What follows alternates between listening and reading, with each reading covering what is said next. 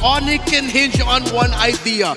A lineup like this, with a Basho, with a Revitalize, the Harith and Juicin, may chance na makahanap sila ng malaking panalo sa Turtle 2, Turtle 3, or Lord 1. Makukuha ba nila yon, or will Team Liquid Philippines advance to the upper bracket finals? Okay, na nga natin ang kwento dito ng dalawang rival. Ito ang golden rivalry ng Onyx Philippines at ng Team Liquid Philippines. Pero isa na lang para sa Cavalry. Paano kaya mahanap dito ng Onyx yung kanilang pagbawi against sa rumaragasang stampede ng Cavalry? Step number 1, hindi titigan mo lang. Kailangan mo ditong mag-reset ng mabilis. Kasi malaki yung epekto na natalo ka na ng dalawang game entering this game number 3 at match point na nga para sa Team Liquid Philippines. Pero si Sanford ay parang walang planong pagpahingahin, walang planong pag-resetin ang Onyx sa ginagawa niya. Mukhang gusto lang ituloy dito ng Liquid yung aggression na pinaparamdam nila sa Onyx since game number 1. And actually this aggression nagsimula to nung kalaban pa lamang nila yung Falcons, pero mukhang ito yata yung sagot sa tanong kung paano sila babawi. Mukhang alam na rin ni Brusco kung sino yung dapat niyang tulungan, pero dahil nandun si Brusco sa taas, si Carlito ay manggugulo dito sa buff ni King Kong. And he is successful sa pagnakaw ng purple buff na yun. Ganon katapang ang kambing. Nabanggit nga niya na hindi niya na hinahabol ang laro at siya na ang hinahabol mismo ng laro. And for TLPH, yun din ang nagiging kaso. Onyx ang maghahabol at Onyx ang kailangang gumawa ng something extra dito sa game na to. Dahil because of that backshot pick, nakita natin yung idea doon sa unang dalaw niya kay Sanford. Ang magiging sagot nila doon sa Alice ay tanggalan mo ng regeneration because of that backshot. Kumbaga, ito nawin agad yung Alice, pero as of now, kasi hindi enough yung damage ni Brusco and even netong si Kirk para tunawin ng isang Alice ni Sanford. Pero ngayon na halos level 4 na ang mga players, makakalaban ba si King Kong dito? Dahil nakasilip naman siya doon sa may bandang itaas. Ang kaso lang, hindi niya na makukuha pa kasi si Carlito na mismo makakasecure ng turtle. Napakagandang Sword of Ruins mula kay Sanford. Tatlo ang nahanap niya at ngayon naghahabol pa si King Kong ay sinubukan ng tahiyan ng sayawan at mapapatay pa ni Carlito. Brusco ngayon ang hinahabol ni Sanford pero nandyan si Kirk. Pero wala siyang pang-control. Tinulungan lang papalayo. Susubukan yung intercept ni Sanford at inabutan niya mismo dun sa base, dun sa mismong loob ng tore. Hindi niya maliligtas ang sarili pero ang mahalaga ay nakuha pa rin niya ang gusto niyang kunin na si Brusco. Ang daming mga ankle breaks na nagaganap, kaso lang namatay pa rin si Sanford. Pero ang hindi namamatay dito sa laban at ang nag-iinit talaga at gigil na gigil, walang iba kundi si The GOAT. Carl TZ himself is super aggressive dito sa laban. Tila ba gusto niyang i-3-0 na agad itong matchup na to against Onyx. Kumbaga doon sa mga punto, doon sa mga pwesto na hindi mo ini-expect na nandun siya, nandun pala siya. At ang aabutan niya, yung mahalagang tao pa mula sa Onyx, that's King Kong, twice nang namamatay dahil kay Carlito. Akala ko ba, Kuya Carl, hindi na ikaw yung naghahabol? Akala ko ba ikaw na yung hinahabol ng mga tao, pero dito sa game na to parang pinaparamdam niya pa rin kung ano yung gigil, kung ano yung kagustuhan niyang maipanalo to. And kung pag-uusapan lang natin yung pagtatapat nitong dalawang to nung regular season, hindi nanalo ang Team Liquid PH. Pero ngayon ang Onyx, buong sila naman na maghahanap ng paraan para makakuha ng kalamangan. Picking off Sanji. And that is a nice move para sa kanila. At least, they have the capabilities to initiate at hindi lang yon, kaya din nilang pumatay. At meron silang damage para ma-burst ng ganong kabilis. Isang bunggo, isang buhat mula sa Joshin, hindi na makakatakas pa yung pwede nilang target. And in that case, that was Sanji. But this time for Onyx Philippines, they have to continue doing that.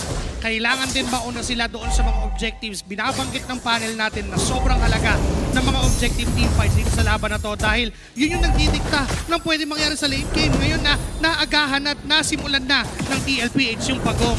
Nakaharang lang si JP sa mga pwedeng pwesto ng Onyx Philippines at mukhang hindi na naman sila lalaban, hindi na naman ko-contest. Libre ang pagong sa kamay ng Team Liquid Philippines. Malayo si King Kong at mukhang iyon ang desisyon ng Onyx Philippines. Ibigay na lamang yung turtle, pero dito ang desisyon talaga ng Liquid kung sinong makita, tinatry nilang bigyan. Ultimo nga, si Kirk na napakakunat, tinatry nilang iparamdam sa kanya yung damage output nila. Pero kung papansinin natin yung Onyx, para dito sa game na to, hindi rin sila sumusuko. Meron din silang paraan para bumawi dito at para kahit papano'y mahanap ang unang panalo against sa Cavalry. This is still a Harith, this is still a YSS. Si Carl. Usapan natin for King Kong, but look at Carl Dizzy. Tatahi siya dun sa gitna ng laban, sumubok na magbigay ng threat sa Onyx Philippines. Matagal pa naman yung objective. I doubt na papalag ang TLPH. Tataanin nila muli sa mabagal na proseso at pag inapakan na ang pedal, biglang bibilis ang tagpo. Ito na naman yung switch ng Liquid no? Yung tipong akala natin mabagal, tapos bigla-bigla na lamang bibilis. Tulad nito, mabagal sa umpisa, pero biglang binibilisan din ng Onyx. Sila mismo gustong kontrolin yung laban. Ang kaso lang, mailap ngayon ang Team Liquid, pero they're grouping up dun sa gitna. Baka nga ito yung kailangan. Magsama-sama ang pamilya Carl? para masolusyonan ang problema. Carl Dizzy, sumubok ng Tornos doon, sumayaw sa harap ni Kelra. Medyo wala siyang dash na pwedeng gamitin para makatakas, kaya mamamatay si Carlito sa kamay ng Onyx Philippines. Aabot naman siya sa pagong, pero pwedeng madaliin ng Onyx Philippines sa mga bagay-bagay. Pwede na lang harangan kung saan manggagaling ang Team Liquid Philippines tulad ng ginagawa ni Super Prince. Talagang pinapakita lang niya kay JP at kay Oheb, dyan na lang kayo. Anong plano niyo sa buhay? Haharangan ko, pero may blazing duet mula kay Oheb para lang mag-clear ng mga minions. Nakatakas din naman doon si Kelra, wala pa naman din damage, pero pwesto ng Onyx Philippines sa third health. Men, ganun sila kagigil. Yung Onyx, pag may nakita ang isa, tatry nilang pitasin and they are successful on picking off si Carl TZ. Pero yung Liquid, hindi rin sila papayag na basta-basta lamang i-give up yung mismong core lang dun sa baba. Diba, gumamit pa si Oheb dito ng ultimate niya just to clear the minion waves and now merong turtle. Paano to ilalaban ng dalawang teams natin? Nandun yung Mountain Shocker, nakita ng Onyx nasaan ng Liquid, pero tila ba ibibigay yata nila kasi si King Kong nasa taas at si Oheb yata yung gugustuhin niya. Medyo masakit na naman yung damage at medyo kaya ng pumalag. Pero dito sa pagong, pinaparamdam lang ng Liquid na sila pa rin ang makakakuha noon up to the very last game. Nung time na napanood natin, wala pang objective na nakuha ang Onyx Philippines. But this time for TLPH, hindi lang yun ang gusto nilang mangyari. Gusto pa nilang kumuha ng kill. Uy! Tumama yung mga pana na yun ang dapat alagaan din ng Onyx dahil kapag nahuli sila nung ganong classic initiation, mahihirapan silang sumabay. Gusto na naman dagdagan ni JP yung mga kasalanan niya dito, pero nananakot lang siya. Diba, pagkaton, sabay out kasi ayaw din naman niyang mapasobra at baka makuha pa nga ng Onyx yung control sa laban. Willing, ang Onyx, wait lang, nanakaw ba? Hindi. Makukuha pa rin naman ni King Kong yung kanyang purple buff. But definitely for Onyx, give up nila lahat ng objectives Diba, nakita natin na nakahiwalay si King Kong. So kumbaga parang alam nila na parang dapat sa late game pa tayo pumalag. Dapat yung pala maka-item pa muna. And for TLPH right now, ito yung nakasanayan nating makita sa Onyx before. Yung si Lina Gatot Katsa. Sila mismo yung nagpauso niyan, pero ngayon ginagamit sa kanila si Cusco ay bumanggana. Si Sanford ang naging target, pero dahil sa isang alis ay makakatakas, etong alis ni Sanford, bumabagal na muli yung laban. At sinusubukan ng TLPH na iset sa kanila yung tempo. Na iset kung kailan pwede nang lumaban. Subok si Sanford na humarap sa Onyx Philippines, pero biglang mag-aatrasan. Tapos dito si Carl masyadong mainit. Mananakaw pa yung orange bomb! Susubukan niyang patayin si King Kong 1v1, nakatakas with the Traceless. Pero naghahabol ngayon si Brusco, gumulong papalapit. Pero sa gitna ay may laban pala. Nandun si Sanford sa harap ng tatlong member ng Onyx Philippines. Pero muli, kaya atras muna. Look at Sanford just putting himself in front of Kirk para walang magawang play yung Uranus ng Onyx Philippines. Nakatali si Sanford kay Kirk. Samantalang si Carl TC, siya yung hindi matali-talian dito, hindi mapigil-pigilan ng Onyx Philippines. Ultimo, isang orange buff lang yun nakikita pa rin ni Carlito and proving why he is the GOAT. And now, for Team Liquid PH, pwede nilang kunin yung Lord pero tila ba inalaban pa rin ang Onyx to. Andiyan si Oy para hawakan yung Lord na yun and even Carl TC, but Sanford is on the front line. Hindi makakalaban ng Onyx Philippines. Sakto makukuha na yung objective ng Team Liquid. Hahabol pa ba? Susubok Sabay makuha out. ng kill. Ngayon si Sanford ang naiwan at naipit sa gitna pero makakatakas pa ulit. At hindi nila mahahawakan ang Team Liquid Philippines. The discipline is on point. Pagkakuha ng Lord, matic out na. Tinry pa nga kahit pa paano ni Sanford makipaglaro sa Onyx, pero since alam niya na hindi na nila kailangan pa, Mamba out na sila dito. Full out na sila. Even committing that flicker para lang hindi maabutan dito ng Onyx.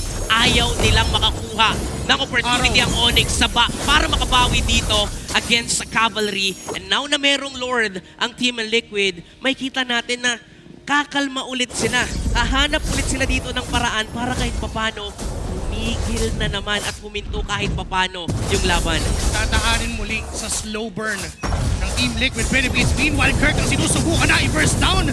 Nasasaktan siya mismo dun sa espada ng kambing. Kaya naman mapapa-attract. Pero Oheb with a blazing do-it doon sa mismong likod. Pero aatras na lang din dahil medyo nasaktan din siya sa damage na ibinato ng Onyx Philippines. A very low scoring game. 10 minutes in, 7 pa lang ang namamatay sa buong laban. May mga tamang pana na manggagaling kay Sanji, pero hindi naman tamang target. Oo, at nakikita natin na nagiging vision din yung mga arrows na kumokonekta. Kumbaga kahit hindi man tamang target, hindi man si King Kong, hindi man si Kelra at si Prince yung tamaan, okay lang. At least nakikita nila kung saan manggagaling dito ang Super Fam. To the point na tila ba sa labanan ng vision, mas na ma-maximize pa ni Sanji dito yung mga traps na meron siya in compare with the ulti na meron si King Kong. But the thing here is, nandyan pa rin naman yung potential damage output mula kay Kelra. Yes. Hindi siya namamatay dito sa laban na to, pero yung ginagawa kasi ng Cavalry, talagang stampede. Talagang rumaragasa sila dito sa laban. Akala lang natin mabagal yan, pero pag may nakita kasi silang kalaban, biglang bumibilis dito ang tempo ng laro. Tulad yan, na si Kirk, kanina pa nila sinusubukan. Tama ng tama yung pana sa kanya. And even yung mga resources ng Onyx ay hindi na mismo binibigay ng Liquid sa kanila. Looking at this Abyssal Arrow cast count, 15 out of 50. Hit rate at 30%. Pero doon kasi pumapasok yung sinasabi natin na yung ibang arrows niya for vision lang eh. Yung ibang arrows niya pangkuha lang ng pwesto para hindi mapuntahan ng Onyx Philippines. And ngayon na magsisimula ulit ang panibagong objective, nakaabang muli ang Liquid. 4 out of the past objectives ay nakuha nila. Makukuha pa nila ulit yung panlima. Dito natin makikita yan. Paano din ba lalaban dito ang Super Fam? Ito na ba yung moment na kaya nilang lumaban? O ito na ba yung moment na kahit mukhang hindi nila kayang lumaban, dapat silang lumaban? 3K gold lead na meron dito ang Liquid at sisimulan ni Carl Easy ang Lord. Onyx, sumisilip sila. Kumpleto ang 5 miyembro dito ng Super Fam. Pero si Kelra ang nakita dun sa likuran. At bigla na lang binarsa sa Super Prince na abutan siya ng Thorn of Ruins mula mismo dito kay Sanford. Brusco's gonna go down.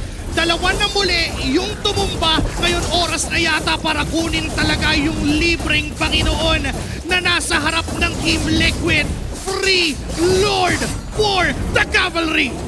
Hindi na nga nilaban pa ng Onyx dahil napakaganda ng early pickoffs na ginawa dito ng Liquid. Ultimo pa, si Brusco kaya na nilang tunawin.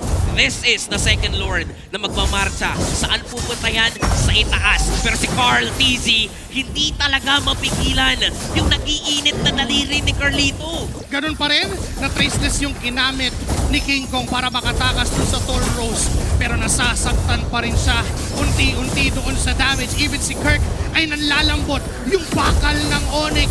At mukhang ang Team Liquid ay sisistema muna. Hihintayin nila ang pagdating at pagmarcha ng Lord sa itaas ng Onyx. Puro tayo nakafocus kay Carl. Pero nandito din kasi si Oheb na merong damage na ang isang Claude. Online na dito ang Claude ni Oheb at hindi pa natin siya nakikitang sumasama.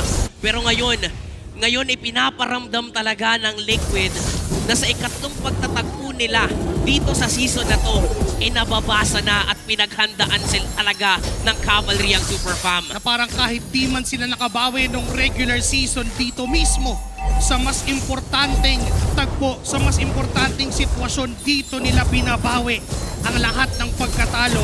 Sisistema muli ang Team Liquid Philippines. Disiplina, hindi pa agad sila pepuwersa at maghahanda sa possible the next na Lord. Nice defense pa rin para sa Super Fam. Isang Tori lang, isang base turret lang ang nawala sa kanila. Ang kaso lang, ito yung nagmamadali na naman ang Cavalry. Laging may mga pokes and initiations na magmumukhang parang lalaban yung Liquid pero hindi naman pala. Binibate lang pala nila yung mga resources na kailangan ng Onyx Philippines and paulit-ulit na si Kirk yung pinupuntahan ng TLPH. Parang tinitesting nila, parang measurement na. O, kaya na ba yan? Hindi pa? O, di atas na muna. At sa ngayon, hindi pa naman nila talaga kayang patumbahin itong si Kirk. 1-0-1 para sa isang Uranus ni Kirk. And definitely, maganda rin yung KDA dito, especially for Kelra, na naging untouchable dito sa Yes. game na to. Kaso nga lang kasi, aabot ba tayo dun sa moment na enough na yung items nila? And speaking of the Infinix in-game equipment, masabi mo natin enough na to para sa Onyx na labanan na ang Liquid. Sustain-wise, napatunayan na ng mismong Team Liquid na hindi pa ganun kakunat yung backsha ni Brusco. Yan Pwede naman. silang mag-shift ng target pero si Carl TZ ang napunteriya pero buhay! Pa rin si Carl TZ at hindi siya mapaburst down ng mga members ng Onyx Philippines. Gumagawa ng trabaho sa taas, tapos si Oheb sa baba, meron din siyang tinatrabahong Tore. Nalilito na ngayon yung Onyx. Ano ba talagang gagawin natin? Si Carlito ba o si Oheb? Pero wala silang napansin. Diba parehas nakuha at nagawa ng Liquid yung gusto nilang gawin. And now, na merong Lord, mukhang ang Onyx mahihirapan pa rin lumaban dito. Yung mga pwestuhan ni JP at ni Sanford, tila ba ibinukrus talaga nila ang kanilang kalaban. Sobrang halaga na yung push na yun, yung pinupuntahan kanina pa ni JP. Hindi si Sanford ay inaala Bawat yung lang. sarili niyang katawan sa members ng Onyx Philippines. My Lord, na pag-aagawan kay Carl TZ pa rin mapupunta yan. Ngayon susubok na humabol ang Team Aray! Liquid Philippines. Yan, tigidig ng marcha patungo dahil sinusubukan pa rin nilang Brusco? daan-daanan na lang ang Onyx Philippines. Ngayon si Brusco ng pop yung immortality. Si Sanford naman ang magiging kapalit. Gumulong ng gumulong, papalayo. Pero may Ay! pana pa at meron ding kasamang trap enough para patayin. Gumagalaw na yun, Sanji, pero tinamahan mo pa rin. It doesn't matter kung gumagalaw man yon, ganoon ka-accurate yung mga pana dito ni Sanji. At dito natin makikita na ang mga naibato niyang arrow is 75 pero ang tumama lang is 22. Pero yung isa sa pinaka-crucial na tumama para makakuha pa ng kill, kakatok na sa base ang Liquid. Sumusubok na maguli ang Team Liquid Philippines na kunin ang mismong base ng Onyx Philippines. May Lord sa taas ha. May Lord sa taas na kailangan i-burst down ng Onyx. Yung gitna ay hindi pa rin naman nila tuluyang magiba. Nahihirapan pa rin ang Team Liquid. Hindi pa rin nila kaya. Buhay pa rin ang Super Fam. Buhay pa rin ang Onyx Philippines. Hindi pa rin tapos ang laban na to. Alam pa rin ng Onyx na kaya nilang depensahan yung mga Lord na dumadating. Pero ngayon na malapit na tayo sa 18-minute mark ng laban, yung next Lord will be an evolved Lord na kung saan baka mahirapan na doon ang Onyx PH na dumipensa. Hanggang kailan ba magiging passive yung galaw dito ng Onyx? Lagi lang silang naghahanap ng pwedeng ma-pick off. Lagi lang silang naghahanap ng mga mistake and overextension ngayon ng Liquid. Sa totoo lang kasi ang hirap nung initiate factor for Onyx Philippines. Kailangan nandun yung Zoshin. Kailangan nandun yung backsha. Kung sino yung pupungguin, mababara ng Lantern Flare, madi-displace, yun yung pwedeng i-burst down ng Onyx Philippines. Kumbaga may requirements kasi. Pero for the side of TLPH, tamaan mo ng pana, matont ni JP, mahabol ni Sanford sa Torn of Ruins, lahat yun pwedeng option para magsimula ng laban. Even si Carl TZ ay siya mismo yung option para mag-initiate ng members ng Team Liquid. Grabe nga no, kahit yata anong jungle camp makita dito, gagawin na yun na daan, gagawin na yun na isang tool para makadash siya at makalapit dito sa Super Fam. And now, for Onyx, inaantay lang naman talaga nila yung mga items na kailangan. Nandun pa rin naman talaga yung threat ng comeback. Ang kaso nga lang kasi, mahirap talagang ibaliktad yung ganitong klaseng sitwasyon na 7K na gold lead na meron dito ang Liquid at sa mga teamfights na ginagawa nila, alam na alam ng Liquid paano nila ipapanalo yung mga teamfights. Sino yung papatayin? Tila nga kahit yata yung nasa harapan, kaya na nilang i-burst down. Open na rin naman yung mga items si Kelra. Lock item na siya. Kung titingnan natin sa Infinix in-game equipment, wala na siyang kailangan pa. Bukod siguro sa immortality na pwede niyang gamitin para pampalit dun sa kanyang boots para mas tumagal pa at mas mabuhay at mabigyan ng second chance. My Lord, this is an Evil Lord. And it still continues na ginagawa ng TLPH, arrows for the vision, pupunta si JP doon sa mga bushes, nagamit na rin naman yung Mountain Shocker ni King Kong para malaman kung nasaan ang cavalry. At nung ginamit nga yung Mountain Shocker, sabay nag-out ang Liquid. So napilitan ngayon si Kirk hawakan yung Lord. Bruce Mukhang Kelra. mag-reset din naman. Hahanap ba ng paraan dito ang Onyx? Hahanap pa sila ng mapipick off dito o baka mag-uumpisa naman ng laban sa araw na magagaling kay Sanji. Si Brusco at si Kelra, magandang posisyon. Pwede manggaling sa gilid at pwede matarget si Carlito. Nagdash na si King Kong. Nandyan na, pinaflicker turn of Robinson! Si King Kong ang pinundiriya. Wala na ngayong retry holder ang Onyx Philippines. Pero si Kelra ay sumubok sumayaw doon sa gitna. Pero di pa rin niya Sakit kaya na. yung damage. Di pa rin niya kaya yung kunat ng mga members ng TLPH. At sila'y umaatras. Napipilitang tumakbo ni hindi nila kayang ipagtanggol na mismo ang mga sarili. Pero si Kirk ay nandun Naku, si Kirk. sa harap ni Sanford. Aabutan ba? Kaya ba siyang patayin ng Apunan. TLPH? Mapapatras with a flicker. Ngayon babalik muli sila sa objective. Wala pa rin si King Kong. Wala pa rin ang retry holder ng Onyx Philippines. At kaya na rin ni Kirk sumilip pabalik. Mukhang kaya na rin tumulong dito para sa Onyx na makahabol at hindi basta-basta ma-secure ng Liquid ang Lord. Pero si Sanjay tila ba may ibang plano sa itaas. Labanan ng retry. Wala si King Kong. So possibly, a free Lord na nga to para Pero- sa Liquid. Pero itutuloy pa rin ng Onyx yung paghahabol. Sububok sila kumabol dito. 3 miyembro laban sa 4. Pero makakaatras ang TLPH. At muli silang susubok na kumatok sa base ng Onyx. Meron ng makakasamang Lord in just 3 seconds ang Team Liquid. And this is gonna be the 4th Lord na makukuha nila, an Evil Lord na kung saan ay baka nga mahirapan na ang Super Fam. They have the burst and they have the clear wave. Nandyan si Kelra, nandyan si Prince. But the question is, kaya ba nilang samahan at labanan ang Liquid na meron pang +1? Mataas naman na yung damage output ni Kelra. Kailangan lang nilang mahanap ang pinakamagandang target. Kailangan nilang mapunish kung mag-overextend ang Liquid. Look at the card. TZ on the top lane. Dumadash lang at naghahanap ng isang viable target at si Kirk ang nakita.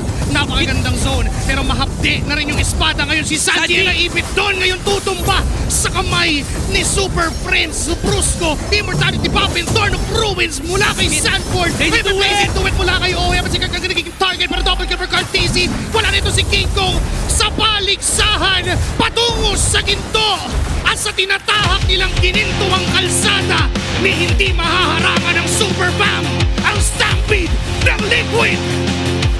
Umaragasa ang cavalry